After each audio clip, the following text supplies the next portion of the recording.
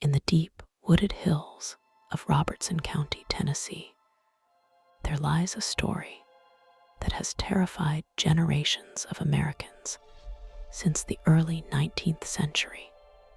It is a tale not merely of a haunted house, but of a systematic and brutal psychological dismantling of a respected family. The entity known as the Bell Witch stands alone in the annals of American folklore as the only documented case where a spirit successfully murdered a living human being. This is not a campfire story made up to frighten children, but a historical series of events witnessed by hundreds of people, including a future president of the United States. The chilling events that transpired on the banks of the Red River remain unexplained to this very day. The year was 1817, and the United States was still a young and developing nation, pushing westward into the untamed frontiers. The vast landscape of Tennessee was characterized by dense forests and isolated farming communities where neighbors relied heavily upon one another for survival. It was a time of candlelight and wood fires, where the darkness of the night held genuine dangers, both natural and supernatural. In this setting lived the Bell family, who were prosperous and well-regarded members of the Red River Baptist Church. They had worked hard to clear the land and build a comfortable life for themselves, never suspecting that something ancient and malicious was watching them from the shadows of the old growth trees. John Bell was the patriarch of the family and a man of significant standing within the community of Adams, Tennessee. He was a successful farmer who had acquired extensive acreage and provided a good life for his wife Lucy and their children. Known for his stoic nature and strong work ethic, John Bell was not a man given to flights of fancy or superstition. He was a rational figure who believed in what he could see and touch and control. However, his strength and authority would soon be tested by a force that respected no boundaries and feared no man. The trouble began quietly at first, with subtle disturbances that anyone might dismiss as the wind or settling timber. The first undeniable encounter occurred in the late summer of 1817, while John Bell was walking through his cornfield. He spotted a strange animal sitting between the rows of corn, gazing at him with an intensity that sent a cold shiver down his spine. The creature had the body of a black dog, but the head of a rabbit, which was an anatomical impossibility that defied all logic. John Bell raised his gun and fired several shots at the beast, hoping to drive it away or kill it. The creature vanished instantly into thin air, leaving no tracks or physical evidence behind. John Bell returned to the house unsettled, but he chose not to mention the incident to his family. Days later, the strange occurrences moved from the fields to the immediate perimeter of the Bell family homestead. John Bell was out hunting with his sons when they saw a large bird perched on a fence post. The bird was of an unknown species, and size dwarfing any hawk or eagle native to the region. As they approached the bird, it took flight. But instead of flapping its wings, it seemed to float effortlessly while staring down at them. These visual anomalies were merely the prelude to an auditory assault that would soon plague the family every single night. The perimeter of their safety was shrinking, and the entity was moving closer to the heart of the home. The haunting truly began in earnest once the sun went down and the family retreated inside their log home for the evening. It started with a dull knocking sound on the exterior walls, as if someone were gently rapping their knuckles against the wood. John Bell and his sons would rush outside to catch the culprit, only to find the yard completely empty and silent. The knocking would move around the house with impossible speed, striking the front door, and then instantly rapping against the back wall. It was a game of cat and mouse played by an invisible intruder who seemed to delight in the confusion and frustration of the residents. As the weeks turned into months, the noises escalated in volume and variety, becoming impossible to ignore or sleep through. The knocking transformed into the sound of heavy chains being dragged across the wooden floorboards in the middle of the night. Then came the sound of stones being dropped on the roof, sounding like a hail storm, even when the sky was clear and star-filled. The family also reported hearing the distinct sound of a rat gnawing on the bedposts. The gnawing was loud and persistent, echoing through the silent house. But whenever a candle was lit, the noise would cease instantly. The invisible presence was making itself known. The terror escalated significantly when the entity turned its attention toward the children, specifically the young daughter Elizabeth, who was affectionately called Betsy. In the dead of night, Betsy would scream out in pain, waking the entire household. She complained that her bed covers were being ripped off her body by invisible hands, leaving her shivering in the cold. When her parents tried to hold the covers down, they felt a strong resistance pulling against them. It was clear that this was no longer just a noise, but a physical force capable of exerting significant power. The invisible hands soon turned violent, leaving red welts and handprints on the skin of the terrified girl.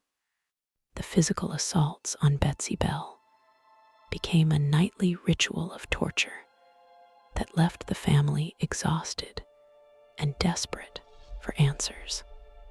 The entity would pull her hair with such force that she would be dragged across the bed or lifted slightly into the air. Her screams filled the house, and her parents stood by helplessly unable to protect their child from an unseen attacker.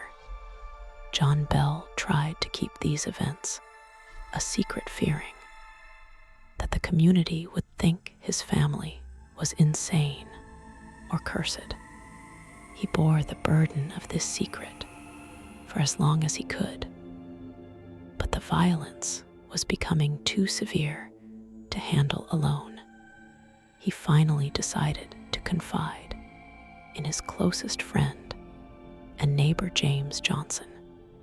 James Johnson was a devoutly religious man and a trusted neighbor who agreed to spend the night at the Bell home to investigate. He and his wife came prepared to pray and offer support. But they were not prepared for the violence they would witness.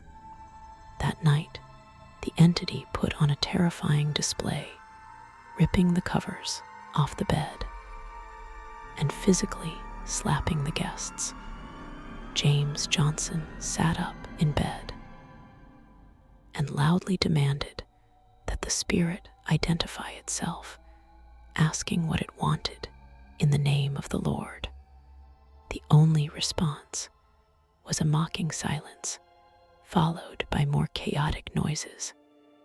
Johnson realized immediately that this was a demonic infestation beyond any natural explanation. Convinced that this was a spiritual crisis, James Johnson advised John Bell to form a committee of local men to investigate the haunting. The news spread quickly through Robertson County, and soon neighbors were flocking to the Bell farm to witness the phenomenon. The entity seemed to feed off the attention, becoming louder and more active when crowds were present. It was during these gatherings that the spirit began to develop a voice. At first, it was a low, guttural whisper that sounded like the wind blowing through dry leaves. Gradually, the sounds formed into distinct words, and the entity began to speak in a raspy, disembodied voice. The voice was intelligent and malicious, capable of quoting scripture and knowing the deepest secrets of everyone present. When asked who it was, the spirit gave various answers, often claiming to be the ghost of a disturbed ancestor or a Native American spirit. However, the most persistent identity it claimed was that of Kate Batts. Kate Batts was an eccentric neighbor of the Bell family who had believed that John Bell cheated her in a land deal years prior. On her deathbed, she had sworn to haunt John Bell and his descendants for all eternity. The entity often referred to itself as Kate, and the name stuck, becoming the legend of the Bell Witch. The entity displayed a terrifying level of omniscience, often revealing private conversations that visitors had held miles away from the farm. It would embarrass the men of the community by revealing their sins and indiscretions in front of their wives and neighbors. The witch also took pleasure in religious debates, often quoting the Bible word for word, only to twist the meaning into something dark and blasphemous.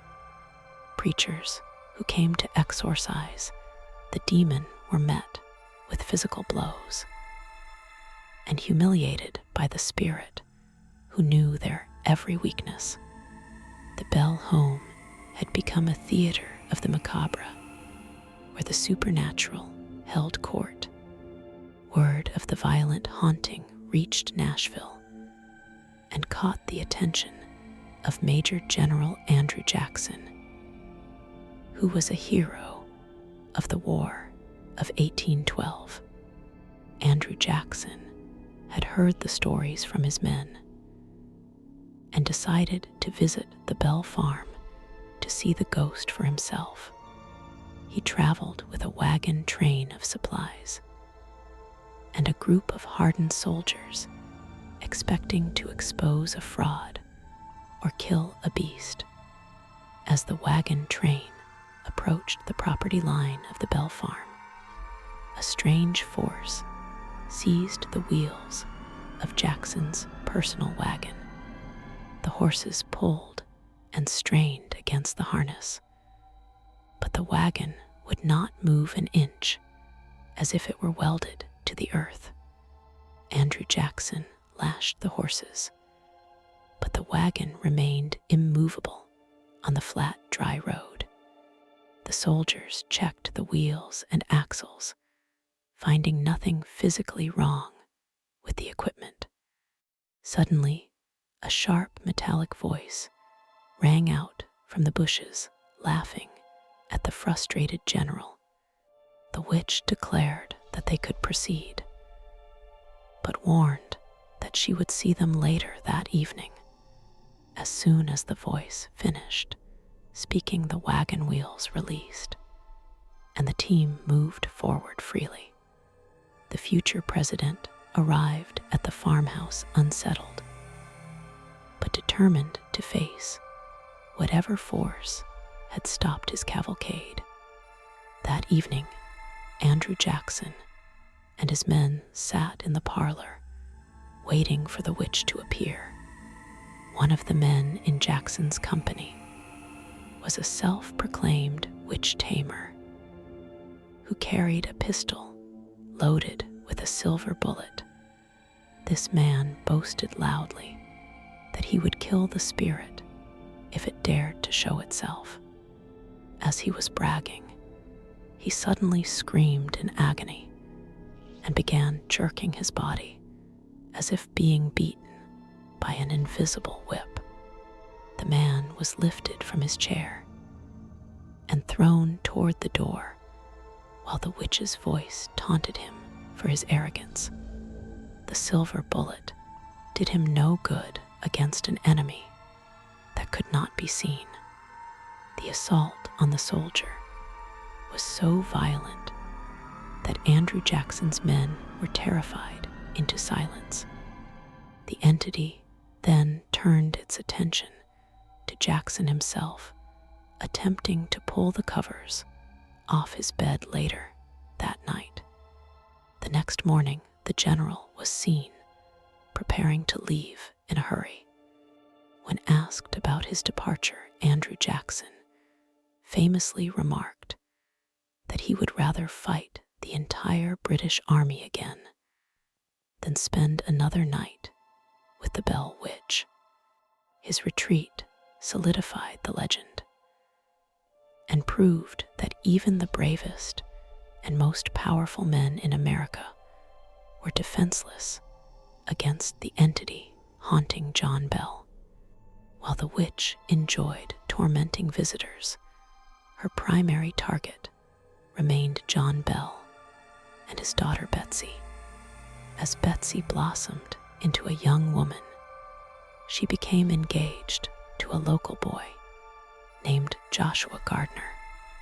The young couple was deeply in love and planned to marry, but the witch was vehemently opposed to the union. Whenever Joshua Gardner came to call, the spirit would plague them with verbal abuse and physical attacks. It would scream obscenities at them whenever they tried to have a private moment, making courtship impossible. The entity seemed possessive of Betsy and determined to ruin her happiness. The harassment of Joshua Gardner was relentless and humiliating.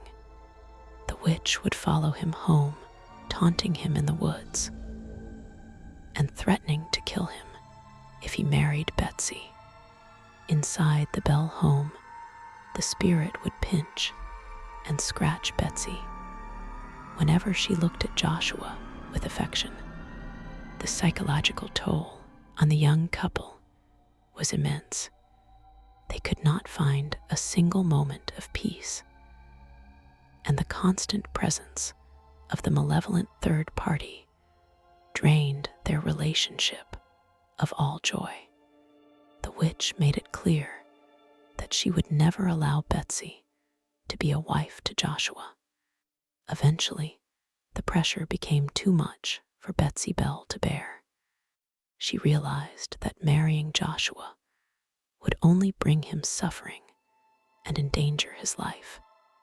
In a tearful scene at the riverbank, she broke off the engagement, ending the relationship to save him from the witch's wrath. The entity crowed, with delight claiming victory over the young lovers. This was a crushing blow to the Bell family, proving that the spirit had total control over their destiny.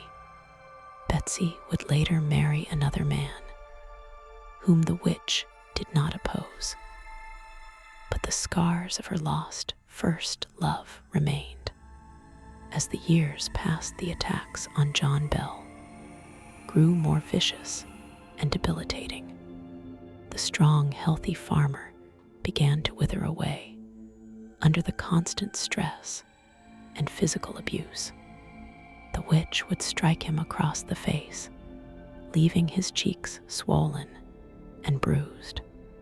He developed a strange condition where his tongue would swell so large that he could not speak or eat. The facial muscles would twitch uncontrollably, a condition that the witch mocked mercilessly. The spirit openly declared that she intended to kill John Bell and was slowly working toward that grim goal.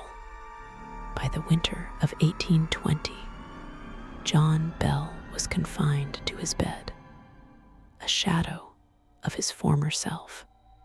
He was weak, unable to walk, and constantly tormented by the voice that wouldn't let him sleep. The witch would sing loud drinking songs during the night to keep him awake and pull the pillows from under his head. The family tried to care for him, but their efforts were thwarted at every turn. Medicine was spilled, water was knocked over, and the relentless psychological abuse continued. John Bell was being tortured to death in his own home, surrounded by a family who were powerless to save him. On the morning of December 20th, 1820, John Bell was found unconscious in his bed. He could not be roused, and his breathing was shallow and labored. His son, John Bell Jr., went to the medicine cabinet to retrieve his father's prescription, but instead found a strange vial of dark, unrecognizable liquid. No one in the family had bought the medicine, and the doctor had not prescribed it. The voice of the witch suddenly filled the room, declaring that she had given old Jack a big dose of that liquid while he slept. She laughed triumphantly, claiming she had finally finished him off. To test the contents of the mysterious vial, the family doctor, who had been summoned to the deathbed, called for a straw. He dipped the straw into the black liquid and placed a drop on the tongue of the family cat. The animal immediately went into convulsions, running in circles before collapsing dead on the floor. The liquid was a potent and lethal poison. The witch howled with laughter, verifying that she was responsible for the toxicity of the substance. There was nothing the doctor could do for John Bell, who had ingested a large quantity of the poison during the night. John Bell died the following day, passing away without ever regaining consciousness. The patriarch was gone, and the entity had fulfilled its promise to kill him. The atmosphere in the house was heavy with grief and terror. They had lived through years of torment, hoping it would end. But instead, it had culminated in murder. The Bell Witch is cited as the only ghost in American history to be legally implicated in the death of a man. Although no court could ever try a spirit, the victory of the entity was absolute. The funeral of John Bell was one of the largest ever held in Robertson County, with hundreds of people attending to pay their respects.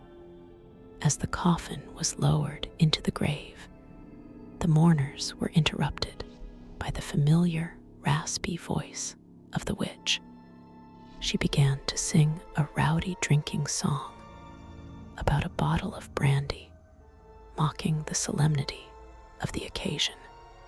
The singing continued until the last shovel of dirt was placed on the grave.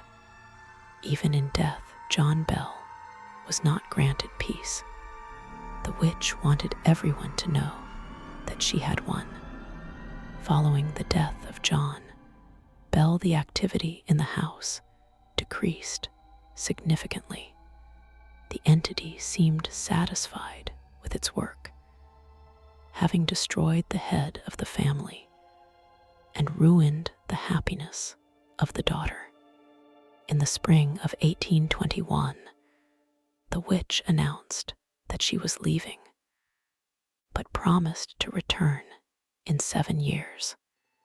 True to her word, the spirit vanished, and the family enjoyed a period of relative peace. They rebuilt their lives as best they could, always living in the shadow of the return date. In 1828, exactly 7 years later, the spirit returned to the home of John Bell Jr. The entity engaged in long conversations, with him discussing the past and the future. The tone was different this time, less violent, but still deeply unsettling. The witch made several prophecies about the future of the nation, including the coming of the American Civil War and the Great Depressions that would rock the country. These conversations were recorded by John Bell Jr. in his journals, which became a key source for the legend. The witch claimed to be a spirit from a different realm, capable of seeing all of time at once. She predicted the emancipation of the slaves and the rise of the United States as a world power. After several weeks of these visitations, the entity announced that she would leave again, this time for 107 years. She promised to return to the descendants of John Bell in the year 1935. This promise hung over the family for generations, a dark inheritance that no one wanted to claim. Whether the witch returned in 1935 is a matter of debate. A descendant of the Bell family doctor, Charles Bailey Bell, wrote a book about the witch that was published around that time. Strange things were reported in the area, but nothing compared to the violence of the original haunting. However, the location of the haunting remains a place of high strangeness.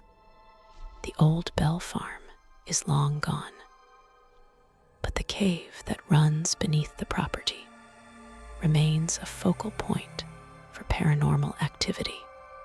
The Bell Witch Cave, located near the Red River, is a dark limestone cavern that many believe is the permanent home of the entity.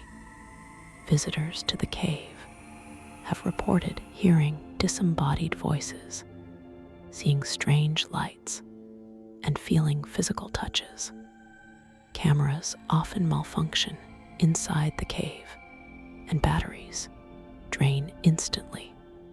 It is a place of heavy atmosphere where the temperature drops significantly and the silence feels oppressive.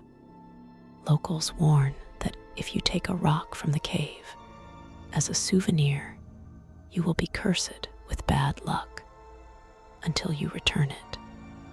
Modern investigations into the Bell Witch legend have utilized high-tech equipment to try and capture evidence of the spirit. Audio recordings taken in the cave often reveal strange whispers and growls that were not audible to the human ear. Photographs show orbs and mists that resemble human figures. Despite the technology, the mystery remains unsolved. The entity that tormented John Bell has never been fully explained or debunked. It remains a raw, open wound in the history of the paranormal. The town of Adams, Tennessee, embraces the legend today, but there is still an undercurrent of fear among the older residents. They know the stories that were passed down from their grandparents' stories of a time when the devil himself seemed to walk the earth in Robertson County. The sign at the city limits welcomes visitors to the home of the Bell Witch, a reminder that the town is defined by this dark history. It is a legacy of fear that has become a tourist attraction. The story of the Bell Witch challenges our understanding of the spiritual world. It was not a typical haunting of vague shadows and cold spots. It was a violent, interactive, and intelligent siege that lasted for years. It involved physical evidence witnesses and a clear progression of events leading to a death. It forces us to ask terrifying questions about what might exist in the invisible realms around us. If such a force could destroy a strong man like John Bell, what chance does anyone else have? Today, the legend lives on not just in books and movies, but in the very soil of the Red River Valley. The entity known as Kate may be dormant, or she may be watching, waiting for the right moment to strike again. As the sun sets over the Tennessee hills and the shadows lengthen across the Old Bell property, one cannot help but wonder if the witch is still there listening in the dark. The warning remains clear to all who hear the tale. Be careful what you invite into your life, for some doors, once opened, can never be closed.